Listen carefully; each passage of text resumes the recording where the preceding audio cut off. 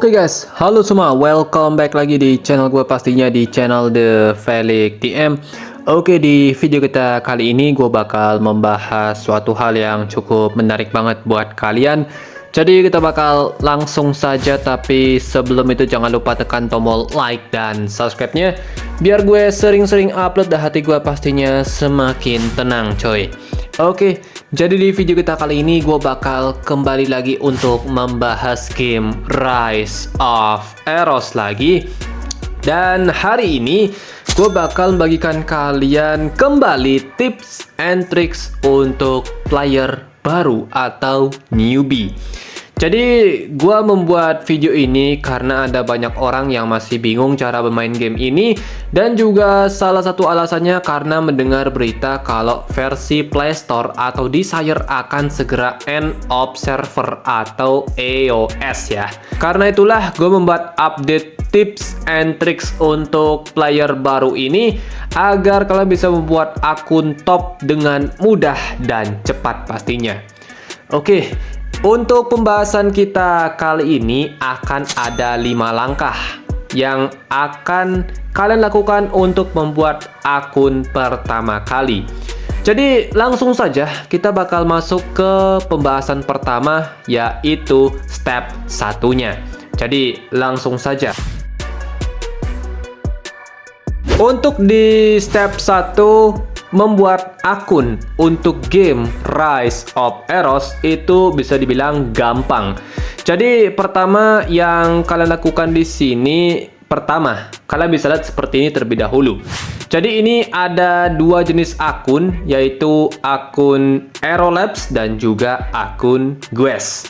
Untuk kalian player baru, kita akan membuat akun Guess terlebih dahulu karena akan lebih mudah untuk kita reroll akun jika menggunakan akun Guess dibandingkan menggunakan akun Aerolabs secara langsung. Di sini untuk membuat akun bagus di fase awal sekiranya membutuhkan waktu sekitar 40 menit untuk menyelesaikan beberapa challenge dan mendapatkan total summon untuk fase 1 sebesar 60 sampai 70 kali summon untuk pertama kali. Berikutnya kita masuk ke step 2. Di sini hal pertama yang wajib kalian lakukan adalah menyelesaikan story mode. Di sini untuk story mode kalian wajib menyelesaikan minimal story normal sampai chapter 2 dan story hard chapter 1. Sudah cukup untuk tujuan kita di sini adalah membuka event story mode. Di saat kalian menyelesaikan story mode, kalian juga diwajibkan untuk mengikuti misi ini. Jadi ini merupakan trace mission. Misi ini kalian jalankan dengan tujuan untuk mendapatkan beberapa bahan penting seperti resource upgrade persona dan yang menjadi target kita yaitu stamina. Karena misi ini mampu memberikan kita stamina yang sangat banyak untuk di spam di event eksklusif nanti. Untuk misi ini, selesaikanlah sedikit demi sedikit, menyesuaikan dengan keadaan, karena kita masih di tahap reroll akun, jadi tidak perlu push terlalu banyak, kecuali kalau kalian sudah mendapatkan akun yang bagus, baru kita push sampai habis agar kalian bisa mendapatkan hadiah terbaik untuk di misi ini, yaitu 2 Divine Testimony. Bahan ini merupakan salah satu yang paling langka dan mahal di game ini. Dan kalian jika mendapatkan bahan tersebut, disarankan tidak menggunakan bahan ini ke persona tipe SR seperti Timekeeper Inace, Cartilla Cortez, atau Misaki New Moon, dan juga robot. Karena untuk di tahun 2026 mereka sudah sangat tidak mampu bersaing dengan challenge yang ada sekarang. Selain itu, saat kalian pertama kali membuat akun, kalian akan mendapatkannya namanya Newbie Support Supply yang kalian bisa lihat seperti ini. Di sini kalian mendapatkan 3 jenis support supply, antara lain login event first time play, kemudian newbie quest dan juga support supply berupa Dream Crystal sebanyak 800 dan juga tiket deity insignia sebanyak 10 dan beberapa hadiah lainnya. Di antara support supply, kalian akan mendapatkan dua item yang sangat penting, yaitu box selection persona dan juga signature relic. Untuk dua box ini disarankan jangan dipakai terlebih dahulu dan lebih baik disimpan saja. Kemudian berikutnya kita masuk ke step 3. Jadi setelah menyelesaikan minimum story chapter 2 normal dan story hard chapter 1, maka kalian sekarang beralih ke event story mode yang kalian bisa lihat seperti ini. Di sini ada dua event story mode, yaitu story mode terbaru dan resell persona story event mode. Untuk para newbie, direkomendasikan untuk terlebih dahulu menyelesaikan story event mode terbaru yang ada di gambar. Karena event ini tidak memiliki batasan untuk menyelesaikannya dan lebih banyak menghasilkan bahan-bahan upgrade seperti Dream Crystal, tiket summon, stamina potion, dan XP untuk meningkatkan level akun lebih cepat. Itulah kenapa kalian lebih direkomendasikan farming di sini. Dan untuk yang resell event story mode, kalian bisa selesaikan sedikit demi sedikit dengan hanya cukup menghabiskan 180 stamina per hari untuk menyelesaikan event tersebut. Sisanya kalian spam semua stamina di event terbaru untuk mempercepat progres kalian di awal game. Di event story mode terdapat 4 jenis challenge, yaitu ada story event mode, kemudian battle challenge, kemudian untuk nomor 3 dan 4 adalah deathmatch challenge. Nah, di sini untuk player baru, kalian direkomendasikan untuk menyelesaikan challenge battle mode terlebih dahulu. Karena masih dalam progres reroll akun, jadi ini merupakan tempat terbaik untuk kalian bisa farming di awal permainan. Untuk battle challenge mode, kalian direkomendasikan untuk menyelesaikan minimal di battle 7 saja. Karena di sana kalian akan mendapatkan dua bahan, yaitu point event dan token event secara balance. Dan di saat bersamaan kalian juga bisa push level kalian dengan cepat. Kalau kalian bertanya bagaimana konsep leveling up di sini, untuk yang pertama kalian selesaikanlah battle challenge yang tersedia. Jika seandainya kalian mentok di salah satu battle, maka farminglah di sana terlebih dahulu agar kalian bisa menyelesaikan battle challenge berikutnya. Kalau sudah merasa tim power cukup, maka lanjutkan terus seperti tadi hingga menyentuh battle 7. Dan jika kalian bertanya level berapa kita bisa menyelesaikan minimal sampai level 7, itu ada di minimum level 18 sampai level 20. Dipastikan kalian sudah bisa masuk di battle 7. Untuk bisa menyelesaikan battle challenge lebih cepat, kalian bisa memanfaatkan persona trial seperti ini. Jadi sekarang menurut gue lebih mudah menyelesaikan event battle mode dikarenakan kita terbantu dengan adanya trial persona. Karena dahulu sebelum adanya sistem ini, challenge battle sangat sulit untuk diselesaikan karena tidak ada bantuan seperti sekarang. Maka dari itu kita bisa memanfaatkan persona ini untuk mempercepat progres kita. Di event mode, untuk persona yang diberikan akan selalu berubah-ubah setiap event baru yang datang. Maka untuk mempermudah dan mempercepat progres kita, kalian bisa memanfaatkan sistem ini. Dan for your information saja, persona trial untuk levelnya akan mengikuti sesuai dengan level akun kalian. Jadi manfaatkanlah sebaik-baiknya untuk persona trial ini. Untuk yang berikutnya kita masuk ke step 4, yaitu summon. Di step ini kita akan fokus untuk gacha persona. Karena setelah kalian mengikuti beberapa step yang ada di atas, kalian akan mengumpulkan bahan summon setidaknya 60 sampai 70 tiket bond insignia dalam waktu 40 menit pertama. dengan rincian sebagai berikut. Dari event shop, kalian akan mendapatkan 10 tiket bond insignia. Kemudian dari monthly store atau monthly shop, kalian bisa mendapatkan 10 tiket bond insignia dengan menukarkan 14 tiket Deity insignia atau tiket putih.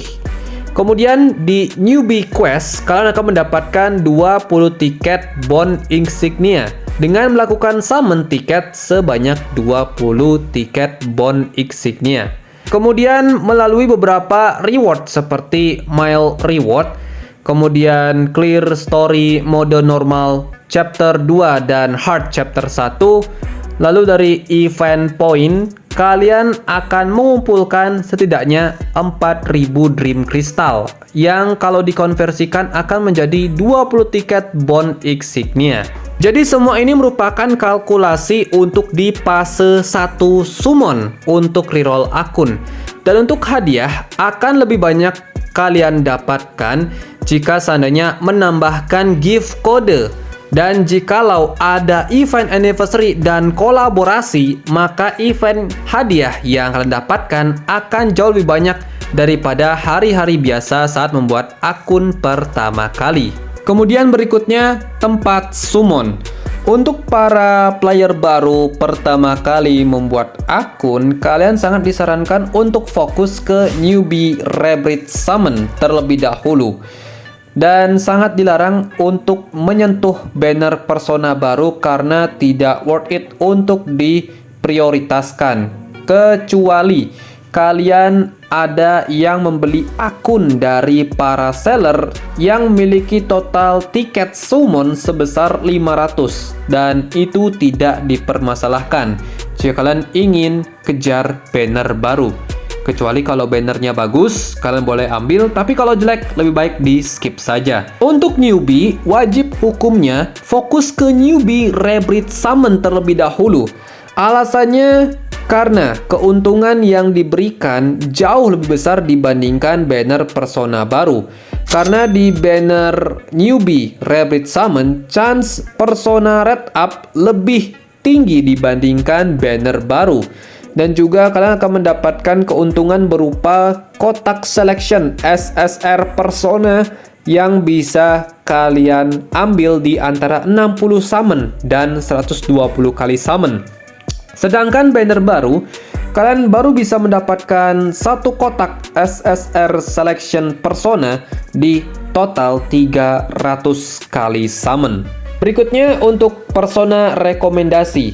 Jadi di banner ini terdapat banyak persona yang kalian bisa dapatkan. Untuk persona rekomendasi yang wajib kalian ambil, kalian bisa cek listnya di sini. Kalian bisa lihat ada 3 persona dengan 3 jenis tingkat rarity, yang mana untuk top tier atau top priority ada Tiger Strip Trophy. Kemudian di second option atau optional yaitu Kelira Adriel Gaze, dan opsi kalau kalian bosan reroll karena top priority tidak didapatkan setelah berhari-hari reroll, kalian bisa ambil persona tersebut sebagai opsi terakhir. Jadi ketiga persona ini merupakan opsi terbaik penggendong handal di awal-awal game. Dengan beberapa penjelasan yang sudah dicantumkan. Untuk lebih jelas, kalian bisa cek di Google Sheet yang sudah gue pin di kolom komentar. Karena di sini tujuannya gue pengen lebih cepat juga pastinya agar video ini tidak terlalu lama dan membuat kalian cepat mengantuk. Kemudian kita masuk ke kalkulasi persona. Di sini ada satu hal wajib kalian dapatkan, yaitu suatu persona mampu meraih potensial kemampuannya, yaitu di bintang 4. Karena sebuah persona akan sangat maksimal dalam memberikan kemampuannya untuk para newbie, yaitu ada di bintang 4. Dan jika belum mencapai potensial tersebut, maka persona kalian tidak akan meraih potensi yang benar-benar mampu meng-carry kalian di awal-awal game. Untuk rincian, kalian bisa lihat seperti ini. Untuk di kalkulasi awal, kalian bisa meraih potensial maksimal untuk player newbie, yaitu bintang 4, adalah Dalam fase 1 summon, yaitu 60-70 kali summon, kalian mendapatkan persona incaran minimal di bintang 1. Lalu jika sudah lanjut ke step 2 atau fase 2 summon di antara 70-120 kali summon, kalian akan mendapatkan 2 kotak selection SSR persona. Jadi kedua box ini kalian gunakan saat summon sudah selesai di 120 kali. Dan jangan pernah, dalam tanda kutip, jangan pernah gunakan box ini sembarangan atau kalian gunakan di fase 1 summon. Karena kotak ini hanya boleh kalian gunakan di saat 120 kali summon newbie Rebirth summon itu clear. Nanti kalian ambil 2 copy persona yang kalian fokuskan atau yang top priority yang sudah kalian incar tersebut, dan nanti akan meraih total minimal bintang 3. Dan untuk bintang terakhir kalian bisa ambil di sini, yaitu di Purify Inclusion sebanyak 1 bintang. Nah, untuk personanya nanti akan mampu meraih potensial maksimal untuk player newbie. Jika sudah dikalkulasikan semua, maka persona tersebut akan mampu meraih potensi bintang 4. Untuk kalian yang bertanya di mana sih untuk bisa mendapatkan bahan dari fragment terakhir yang kita perlukan untuk bisa mendapatkan persona tersebut ke bintang 4, jadi kalian bisa mendapatkannya di event shop, yang mana kalian bisa dapat di sana sebanyak 100 Purify Inclusion dengan menukarkan token event, atau kalian bisa dapat melalui Exchange Insignia dengan menukarkan 30 bond coin menjadi 20 fragment Purify Inclusion. Berikutnya kita masuk ke step terakhir, yaitu step 5. Di sini merupakan step akhir, jadi sekarang yang kalian lakukan adalah fokus farming dan meningkatkan level akun kalian sampai maksimum. Untuk farming, seperti biasa kalian cukup fokus menggunakan semua stamina ke event eksklusif mode, karena kalian sangat memerlukan semua bahan-bahan yang dihasilkan melalui event baru tersebut. Kalau kalian bertanya, Bang, untuk story mode kita apakan? Nah, jadi kalau kalian bertanya masalah tersebut, maka cukup selesaikan sesuai dengan event trace mission saja. Dan untuk sisa story mode kalian bisa keep untuk suatu saat nanti, agar kalian bisa gunakan untuk summon, karena untuk setiap satu chapter itu bisa menghasilkan diamond yang sangat banyak atau dream crystal ya. Itulah kenapa untuk sisa story kalian bisa keep atau kalian jalankan juga nggak masalah jika seandainya memang kalian penasaran dengan story mode game ini. Jadi itu no problem, tapi kalau gue saran sih lebih baik di keep saja. Nanti kalau misalnya kalian lagi perlu diamonds buat summon, ya kalian bisa gunakan story mode untuk mendapatkan tambahan dream crystal. Untuk di sini kalian fokus saja terlebih dahulu ya untuk di event eksklusif story mode, dan selesaikan minimum menyentuh di angka 30.000 poin. Dan kalau kalian bertanya, Bang, kenapa harus 30.000 poin?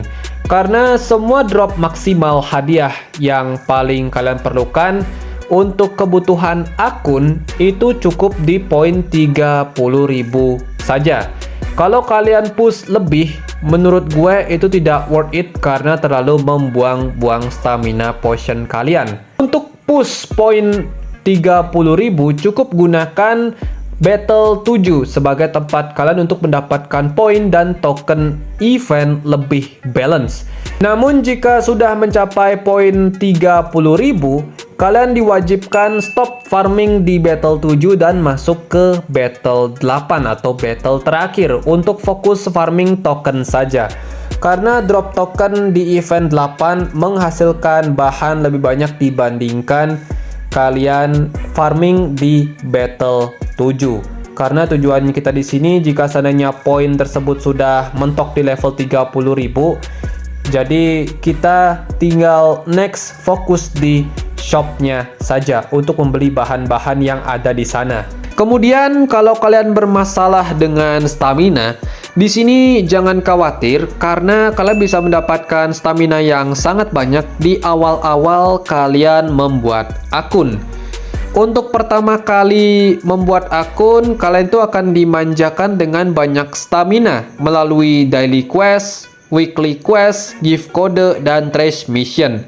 Namun jika seandainya merasa kurang untuk push cepat akun kalian, nah di sini kalian bisa memanfaatkan stamina yang ada di shop. Untuk di sini kalian akan mendapatkan dua jenis potion stamina, yang mana ada Mega Potion dan Giga Potion. Untuk player baru, kalian pertama wajib membeli Mega Stamina Potion 5/5. Karena harganya cukup murah, yaitu 48 Dream Crystal untuk 1 Mega Potion Stamina. Dan untuk tambahannya, kalian bisa membeli Giga Potion Stamina dengan harga satuan yaitu 80 Dream Crystal. Untuk Giga Potion Stamina, kalian tidak diwajibkan untuk membeli keseluruhan, kecuali kalau kalian ingin cepat push level akun ke level 70. Namun jika tujuannya hanya untuk 30.000 poin event saja, kalian bisa membeli sekitar 15 Giga Potion Stamina terlebih dahulu. Jika merasa masih kurang, maka beli lagi sampai poinnya cukup dan lakukan terus seperti itu ya. Untuk sistem membeli stamina di shop dengan Dream Crystal ini masih dibilang sangat worth it ya untuk para newbie. Karena akan lebih mempercepat progres kalian untuk meningkatkan level terutama. Dan juga di sini info saja, kalian tuh tidak diwajibkan atau tidak boleh menggunakan sistem ini pas kalian baru membuat akun. Kalian tuh menggunakan sistem ini jika seandainya step 1 dan step 4 itu sudah dilakukan keseluruhan. Jadi kita di sini tugasnya cuma untuk tinggal farming dan meningkatkan level saja. Jadi tidak direkomendasikan untuk langsung beli pas baru pertama kali membuat akun. Jadi seperti itu. Nah, kemudian untuk tambahannya lagi, kalian bisa langsung saja cek di kolom komentar. Di sana sudah disediakan Google Sheet untuk kalian semua. Jadi kalian bisa cek di sana lebih banyak. Dan jika masih ada pertanyaan lagi, langsung aja di kolom komentar juga pastinya. Kalau memang masih ada detail yang belum gue jelaskan. Di sini jika seandainya kalian tidak paham bahasa Inggris, kalian cukup translate saja, karena untuk Google Sheet ini disediakan untuk player global atau untuk semua player, tidak hanya untuk player Indonesia saja. Jadi ya mungkin pembahasan gue sampai sini aja ya untuk video kita kali ini. Kalau kalian misalnya masih ada pertanyaan lagi atau segala macam, langsung saja di kolom komentar. Kita baku hantam di sana. Jadi thank you banget. See you on the next video guys. Goodbye. Dadah cuy.